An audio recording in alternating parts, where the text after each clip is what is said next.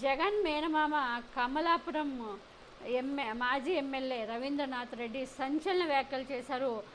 ఈవీఎంలో tampering చేశారు. అసలు మేము ఓడిపోవడం ఏంటి, మా కడప గడ్డ మీద మేము ఓడిపోవడం ఏంటి, అసలు ఇదంతా ట్యాంపరింగ్ చేశారు. ఇవన్నీ కూడా ట్యాంపరింగ్ చేసి చంద్రబాబు నాయుడు, పవన్ కళ్యాణ్, నారా లోకేష్లు వీళ్ళంతా ట్యాంపరింగ్లు చేసి గెలిచారు.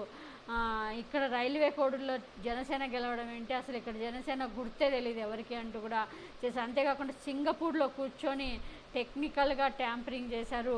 బార్ కోడ్ల ద్వారా ఇలా చేశారని మేము అనుమానిస్తున్నాము. త్వరలోనే దీనిపై క్లారిటీ వస్తుంది. చంద్రబాబు వ్యవస్థలను మేనేజ్ చేసి ఇదంతా నడిపించారు. రాష్ట్ర వ్యాప్తంగా ఈ స్కామ్ జరిగింది. దీనిపై త్వరలో కోర్టుకు కూడా వెళ్తామని స్పష్టం చేశారు. సింగపూర్లో కూర్చొని టెక్నికల్గా ట్యాంపరింగ్ చేశారు.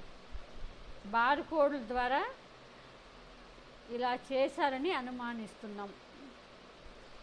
అనుమానిస్తున్నారు కాబట్టి తొందరగా మీరు వెళ్తే బాగుంటుంది. లేకపోతే అసలు మా అందరికీ డౌట్ ఉంది, ఓటు వేసిన వాళ్ళకి కూడా డౌట్ ఉంది మా ఓటు ఎక్కడ పోయిందని. ఎందుకంటే ఇంత భారీ ఓటమి అసలు జగన్మోహన్ రెడ్డికి ఎలా వస్తుంది, ఏం చేశారు, ఇంత అసంతృప్తి ఎక్కడుంది అనేది జగన్మోహన్ రెడ్డి గారికి.